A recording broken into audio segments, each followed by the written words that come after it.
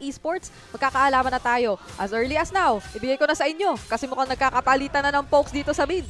Alam mo, isa sa mga naging kwento ng Onyx Esports coming into this tournament is yung the fact na nakarest na sila at the same time, bumalik silang mas disiplinado na team. Kaya with their current lineup, they can actually display the discipline that they have been using para makaabot sa Grand Finals dito. And at the same time, naging problema din kasi ng mga teams kontra Onyx Philippines is if hindi mo i-match yung aggression ng pagja-jungle ng King Kong and the rest of the Super Family, mahihirapan at mahihirapan ka. Magsi-steamroll ka eh. Kumbaga, yung bawi mo talagang medyo kailangan miracle worker ka para mabawi mo. Pero ito na ang oras ng Grand Finals. Game number 1.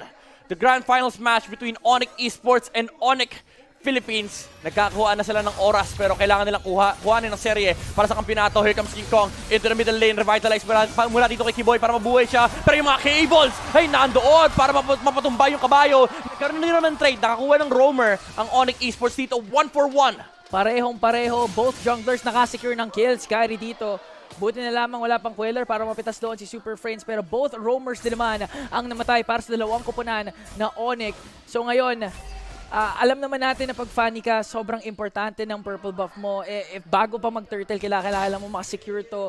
And we could expect Onyx Esports, especially Keyboy, with the Hylos to be invasive as possible. Oo, pero ito naman yung typical maneuver ng dalawang team na to. Yung sisilipin lang nila yung pagong, tapos hahayaan lang nila mag-buff muna yung kanilang mga jungler for the efficiency play ng kanilang experience. And para din makakuha sila ng level advantage. And so far, wala pang nag-turtle. Ayaw nila. Sabi nila, masyado kami magaling mag-retrian sa isa't isa. Ito na lang mga kunin namin, yung mga greens. Kaso nakita ni King Kong, wala si Kyrie. Pero airstrike mula dito kay Super Prince, tinamaan sa may bandang likuran. And nandun din naman si Brusco to zone out Onyx Esports and makukuha ni King Kong yung pagong. First primary objective goes to Onyx Philippines. Nagamit na nga din yung Frigid Glacier doon ni Sans. Walang tinamaan for the side of Onyx Philippines. Imagine mo ang layo ng pinanggalingan ni King Kong. Hindi nga sa sarili ng jungle siya nanggaling eh. Kumbaga, kumuha muna siya ng purple buff, tapos kumuha ng jungle creep doon sa baba ng Onyx Esports, saka sumama. Narinig niya kasi, sabi niya, boss, may bumabaril. Ay, may washing-washing ako narinig eh. Hindi na, pag automatic niya kay King Kong, sabi niya, nasa same side kami ng jungle. Tama. And feeling ko may Sigma rule dito, si King Kong. Kung nasan yung jungler ng kabila, doon ako sa kabilang side ng mapa. Oo, parang, kumbaga, literal na mirror. Nagmi-mirroran lang yung ating dalawang junglers. Oy! Dito si King Kong! Kill! Bigla si Lutpi na wala sa mapa! Sabi nga natin, pag may funny, huwag kang dadaan sa eskinita dahil yan ang pwedeng mangyari. Ngayon, Onyx Esports man gusto bumawi, Ginlor. Ano masabi mo? The Glorious Pathway? Ano yun? Tawag doon? Ano yan? Pathway lang. Hindi siya glorious. Hindi siya glorious. Hindi na naman siya shameful. Tama. Ano lang, The pathway lang. Oh, pero yun lang, na-ferret airstrike dito si Sans. Tutumba yung Aurora, wala siyang passive dito. And lumilipat pa si Prince, hindi pa siya tapos. Siya na nag-zone. Sabi niya, ako na talaga lahat. Si Prince na naman talaga ang lahat para sa Onyx Philippines. Last time na nakita natin ang kanyang Farsa, pero teka lang Kelra, okay, gumamit ng isang Death Sonata. Nakakatikim dito si Severo, pero going back to Super Prince, ito yung tipong mid laner na alam mong yung position niya, hindi safety eh. Oo. Gusto niya aggressive yung position na pwede maasahan from this Farsa. Marami tayong mage na tinawag natin, ang gagaling mag-positioning. Tama. Pero ito, iba yung positioning ni Super Prince. Tinapatan niya lahat ng position. Gusto niya maging mid, gusto niya maging roam. Tama. Kulang na lang, gusto niya maging jungle eh. Retrain niya na rin yung Lord eh. Lahat na eh. Lahat na. Di nga ako magugulat pag isang game si Super Prince naka-retry pati si King Kong eh. Oo. Agawan na niya mismo si King Kong. New strategy. Pero ito, Onyx Philippines, nakapwesto na naman sila sa pagawang. Kyrie, still lurking in the back of the frontliners ng Onyx Philippines. Ganito lang talaga yung playstyle na ipapakita nila. Yung pokes na manggagaling mula kay Super Prince at Kelra magiging sapat na yan. Kasi may mga jump brothers naman eh. Nandyan naman yung Gatot Kacha, nandyan yung Edith. Tapos ultra follow-up lang din talaga si King Kong. Marami kang kailangan iwasan pag ikaw ang Onyx Indonesia. Guys, tatawagin na namin Indonesia para walang kalituhan. Onyx Indonesia. Kasi may AOG, may feathered airstrike na mangyari, and later on, if maka-scale up na si Kelra, dadating na yung Death Sonata, pero Onyx Esports, Onyx Indonesia, sinisimula na ang turtle. Glorious Pathway, nilapag na dito ni Kiboy, pero nandun yung mga cables mula kay King Kong. Nakapatas ng energy, siya pa makakakuha ng pagong. Napaka-simpleng objective lang for Onyx Philippines, pero hindi pa sila tapos. Brusco goes in with the avatar of the Guardian. Yung washing machine ay napakasakit, pero nandun yung hampas ng passive ni Brusco, taking down the enemy roamer on the side of Onyx Indonesia. And transition position na naman si Mr. Efficiency King Kong. This time, after securing the second turtle, mabibigyan kaagad nila yung middle lane turret ng Onyx Esports habang si Kirk din naman ay nagtatrabaho. Mukhang nagmamadali ang Onyx Philippines na si King Kong. Muntikan na naman si Kyrie. Aagawan na nga nila ng buff. Ito nga Suyo. Oo, okay nakuha. okay, Pero okay, yung nakuha. airstrike, pinipredict yung flicker kasi wala pa flicker dito si Sans. Sobrang lupit ni Super Prince. Pinipredict niya yung future na hindi pa mangyayari. Ganon kagaling, ganon kabaliw, ganon kalakas si Monster Mage. 2 steps ahead siya, ikaw pabalik ka na. Ganon kalupit. Oo, naisip ni Sans yan. Sabi niya, kung may flicker ako, patay ako dun. Oo. Usually, ang sinasabi ng mga tao kapag may flicker ako, buhay ako dun. Siya, kung may flicker ako dun, patay ako dun. Grabe si Super Prince, men. Okay, yung psychohan na nangyayari dito, yung psycho battle, ang tawag doon?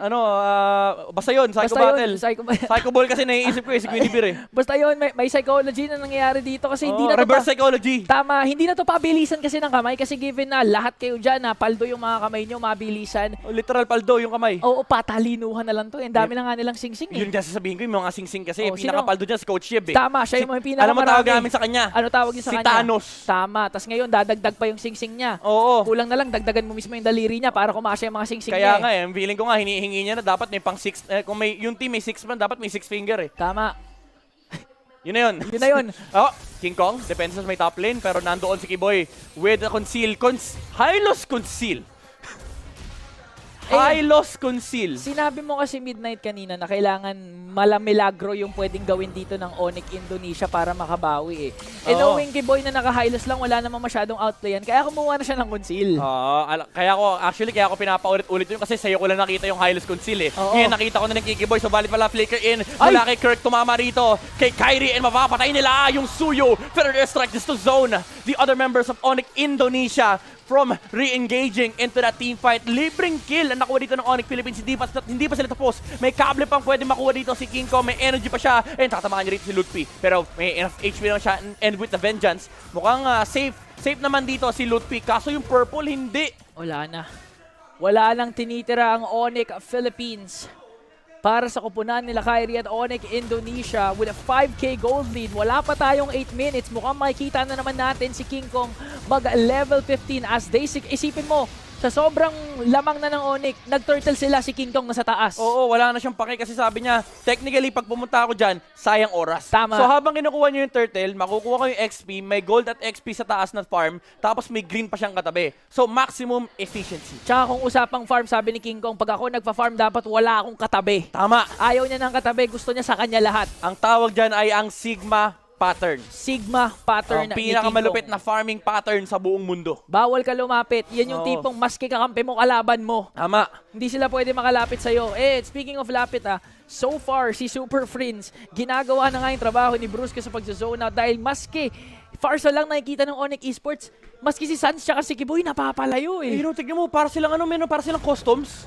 Yung yung hinaharang lahat ng pwedeng pumasok dito sa side ng Onyx Philippines. Tama. Kaya sinubukan ni Kiboy. Kaso nakatingin si Super Prince, sabi niya, sige, isang maling apak mo lang, pero airstrike kagad yung lalabas dito. Meron ng malefic roar si King Kong.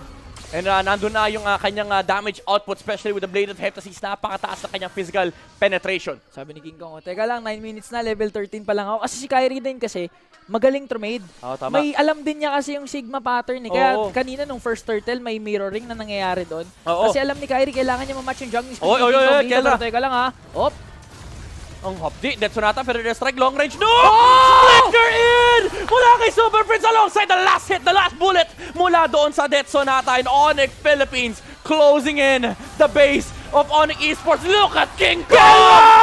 Solo killing! Kyrie, triple kill para kay Kelra. Lumilipat na yung mga bala in Onyx Philippines. Base na yung kanilang tinitignan. Sa Fero na lamang ang natitira laban sa 5 Spear of Destruction ginamit para makadelay. 5 seconds bago dumating si Lutfi. Onyx Philippines making quick work. 9 minutes 45 seconds. Maghahintay sila ng minions doon sa taas. Pero nabuhay na si Lutfi. Madedepensahan pa ba to ng Onyx Indonesia? Wala silang minion wave, pero binato na ni Super Prince sa kanya Federal Strike. Kaya bang i-burst? Hindi. Mabubuhay pa si Lutfi. Pero napakatinding take mula sa Onyx Philippines. 10 minutes in, 10 kills na ang Onyx PH. 1 kill per minute.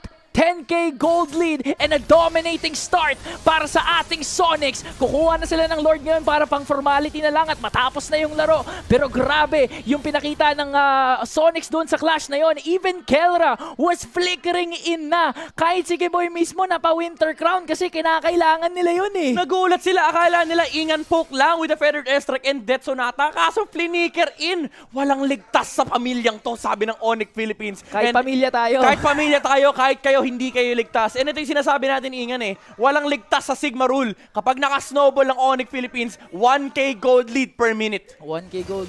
Imagine, nag-start lang yun sa napakagandang initiation na ginawa ng Onyx Philippines sa start and securing the first turtle. After that, hindi na nila binigyan ng pagkakataon makahinga yung Onyx Indonesia kasi the moment na may makita si Friend sa mid lane, pipoke niya kaagad eh. Oo. Tsaka kanina talaga, hindi ko kinaya. Sinolo kill ni King Kong. Si Kyrie, walang nagawa si Kyrie doon. Ang kaya niya lang gawin is mag-dash. Kaso ang daming cables pabalik. Pero ito, makakadepensa pa ba ang Onyx Esports? Yan ang mala-impactong tanong. May AOG na nalalatan sa may bandang likuran. Hitting 4 heroes and nandun yung mga cable mula kay King Kong. Shutting down Kyrie. Kello with the double kill. Napatumba na rin nila yung kanyang high loss. And Feathered Airstrike mula kay Super Prince para maisara ang game.